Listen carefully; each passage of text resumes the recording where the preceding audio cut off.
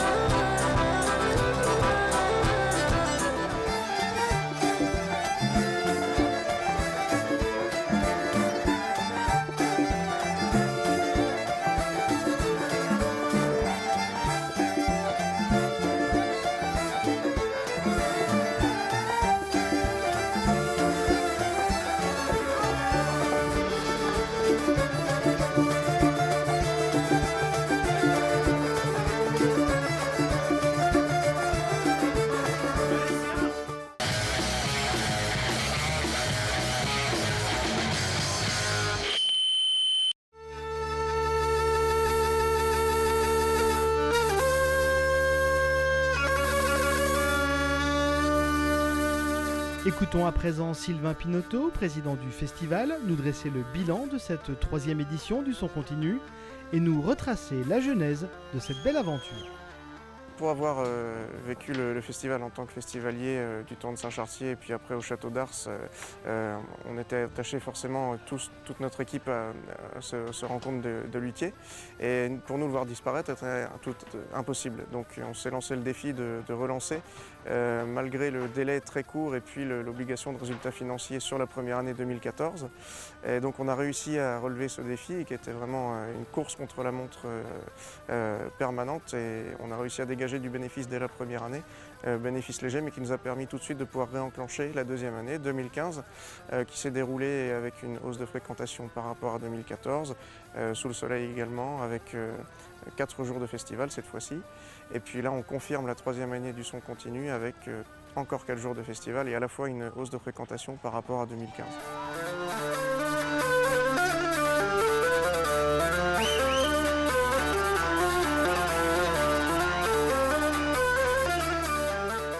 On a fondé notre organisation sur deux principes fondamentaux qui sont tout d'abord l'accès du festival à des personnes qui ne sont pas forcément initiées des musiques traditionnelles ou alors qui veulent juste venir se promener. Donc pour ça, on a choisi de proposer le parc des luthiers à 5 € par jour et par personne. Donc, avec ce tarif, on peut accéder dans le parc de 10 h du matin jusqu'à 5 h du matin, donc toute la nuit également, sans les concerts. Voilà. Et on a rajouté en parallèle de ça des concerts, donc 2 par soir, pendant 4 jours sur le festival. Et donc on est sur un pass complet du festival à 50 € proposé en prévente. Pour nous, c'était un peu notre pari sur les années à venir quand on a relancé le festival et notre marque de fabrique, si on peut dire. Et je pense que les gens s'y retrouvent là-dedans et on le voit par la fréquentation et par par l'humeur des gens qui sont présents. On a retrouvé à la fois des festivaliers qui étaient un petit peu fâchés avec les organisations précédentes, qui reviennent avec le sourire jusqu'aux oreilles, et à la fois des locaux qui se plaisent à venir découvrir un événement festif également très local, ancré dans cette musique populaire du Berry et pas seulement européenne également.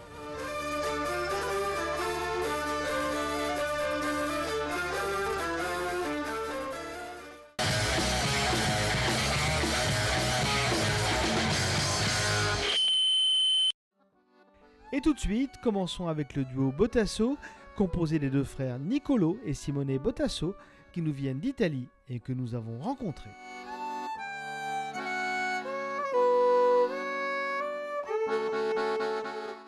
Alors les duo Botasso, c'est un duo de frères, comme première chose. On a commencé à jouer ensemble depuis que lui, qu'il est le plus jeune, il a commencé à jouer du violon. Moi, je joue de l'accordéon diatonique et on a commencé à jouer de la musique traditionnelle de notre région, qui c'est l'Occitanie, la partie italienne de l'Occitanie, donc la région de Cuneo, dans les Alpes, dans le nord-ouest, à côté de la France. Et on a commencé à développer la musique, à étudier et développer des arrangements de musique traditionnelle de notre région. Après, on a fait plein d'expériences en cherchant de mélanger des autres genres de musique, le genre l'improvisation, le jazz, mais toujours en gardant une dimension très acoustique d'accordéon, diatonique et violon. Et trompette, parce que lui il joue aussi de la trompette.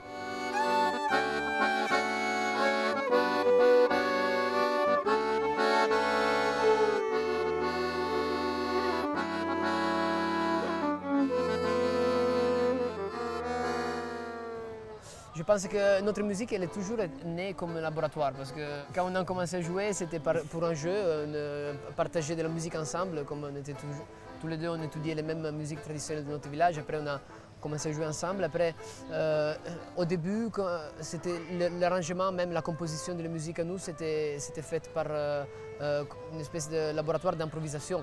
En faisant des tests sur des choses qui marchaient, des choses qui ne marchaient pas, et en se prenant beaucoup de liberté. Et je pense que c'est le mot liberté qui est important dans ces laboratoires.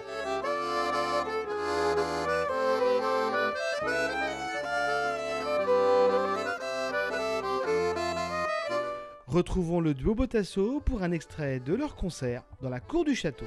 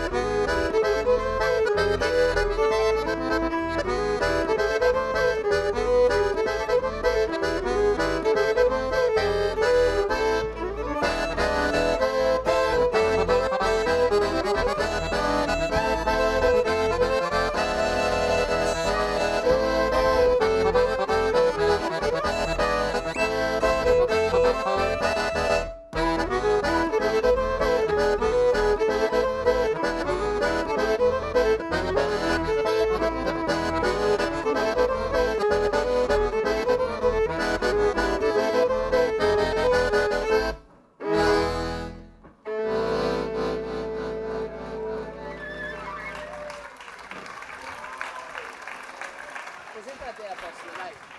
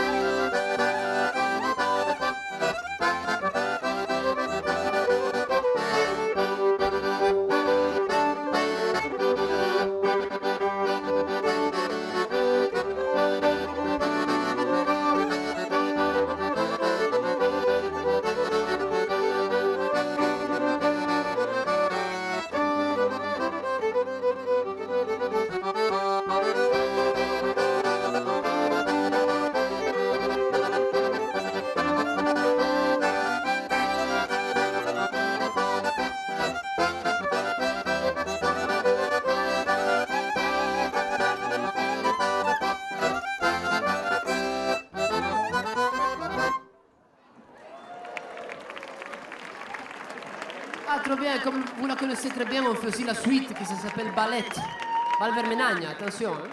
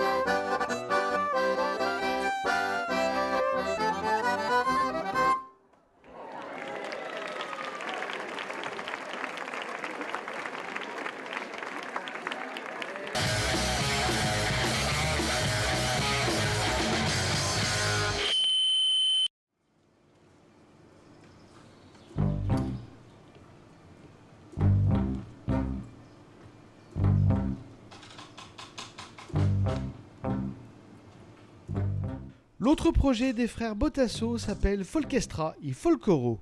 Associés au chef d'orchestre Pietro Numico, ils ont créé cet ensemble de musique traditionnelle qui revisite le répertoire italien en y injectant des ingrédients issus du jazz et du rock.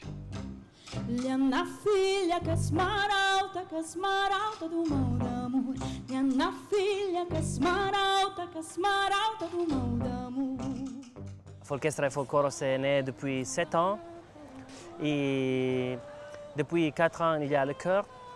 Et nous jouons un répertoire traditionnel de l'Italie ou de différentes régions de l'Italie, Toscana, Piémont, et aussi de toute l'Europe, Balkan et aussi français, musique française.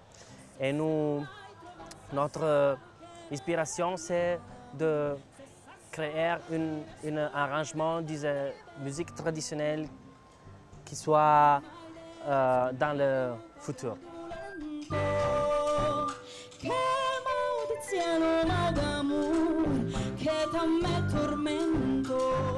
C'est très joli parce qu'il y a l'occasion de se rencontrer, de créer aussi une communauté de musiciens et de rechercher aussi avec l'improvisation, de travailler sur le son, sur la couleur du son et oui, de chercher de faire quelque chose de beau.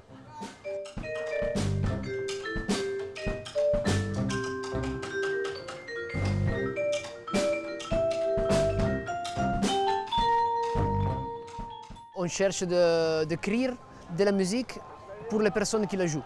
C'est ça le but. Ce n'est pas un orchestre qui joue des morceaux qui ont été écrits par des autres, mais c'est un orchestre qui joue des musiques qui sont écrites par des compositeurs qui écrivent pour les têtes qui vont jouer cette musique.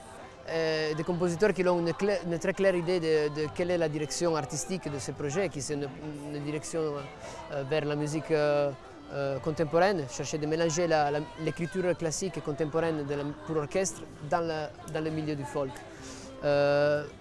Et donc voilà, c'est un peu ça le projet. Che maldizione d'amore che dammi tormento. Écoutons la fin de ce morceau et ensuite Folkestra et Folkoro nous livreront leur version de la célèbre chanson de Malicorne, La Saint-Jean.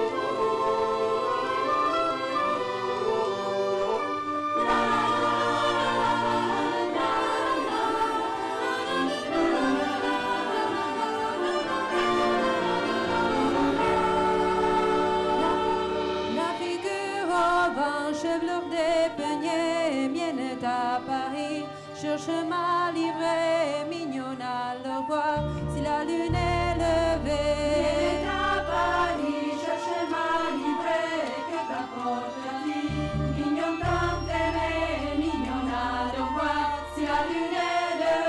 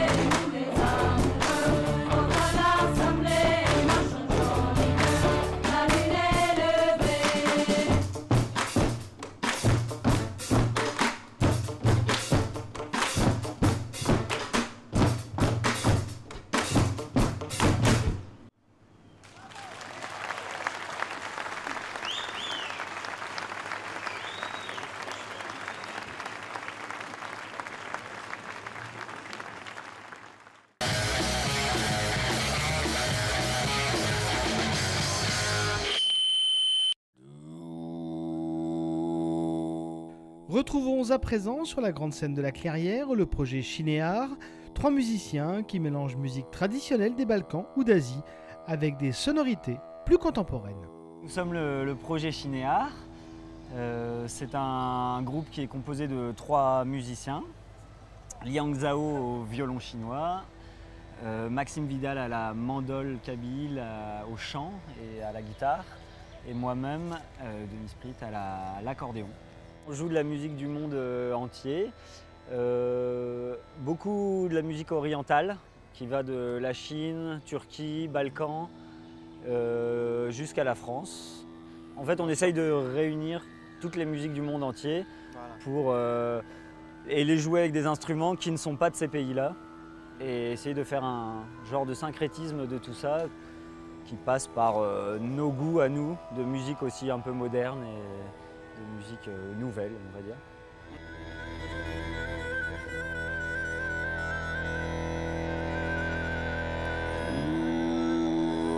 Est-ce que vous êtes chaud? En fait, le Chinéar, c'est l'ancien lieu là où on a construit la tour de Babel. Et donc en fait, avant la tour de Babel, les gens étaient réunis, ils étaient ensemble, ils avaient la même culture, ils parlaient la même langue. Et après, ils sont tous séparés l'un et l'autre. Et du coup, maintenant, on voudrait bien réunir ces gens par le même langage, la musique. Et du coup, moi, je viens de la Chine, je joue un instrument traditionnel chinois, mais je joue avec des Français, avec des gens que je connais ici. En fait, la musique, il n'y a pas de frontières. Et on peut très bien mélanger du traditionnel avec le rock, avec la musique moderne, avec le jazz, avec toutes les musiques du monde. Et du coup, je pense que c'est pour ça qu'on est réunis et qu'on est là ce soir.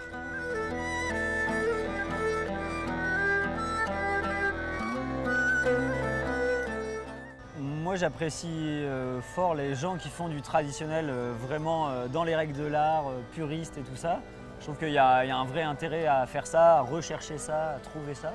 C'est beau, c'est un beau travail. Bien sûr. Nous, c'est pas notre propos. On s'est rendu compte que dans toutes les cultures, il y avait, dans toutes les musiques traditionnelles, il y a un point commun dans le rythme, dans les harmonies, dans les émotions. Ça passe, il y a quelque chose de commun qui passe.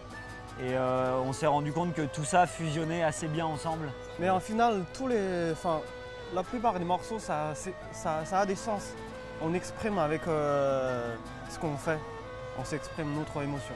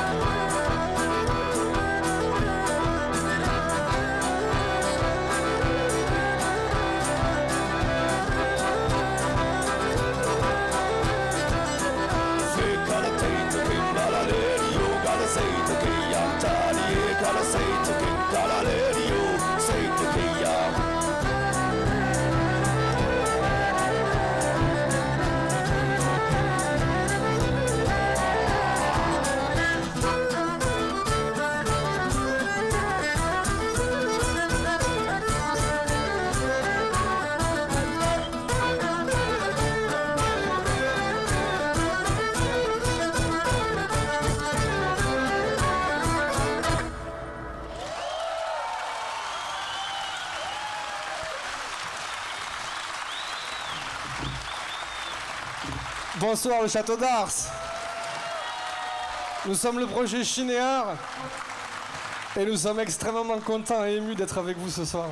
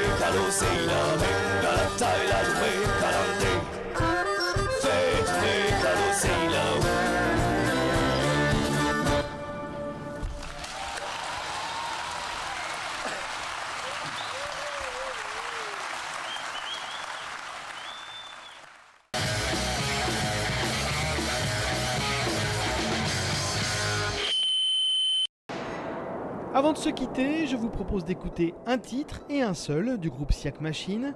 Nous les retrouverons le mois prochain dans Ultrason pour une émission qui sera consacrée en intégralité à leur concert du Château d'Ars.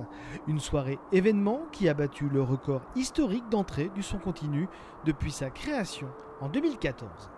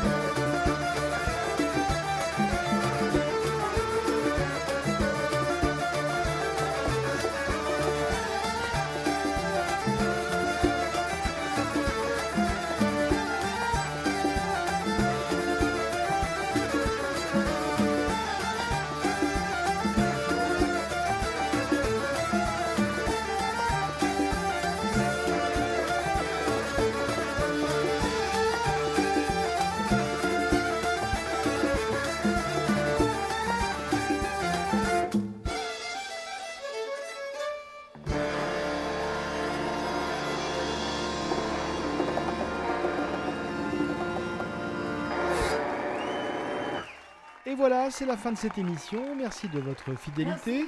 Ultrason revient donc en septembre avec un nouveau numéro intégralement consacré à Siak Machine. Au revoir à tous, bonnes vacances. Profitez-en pour faire le plein de musique et on se retrouve à la rentrée.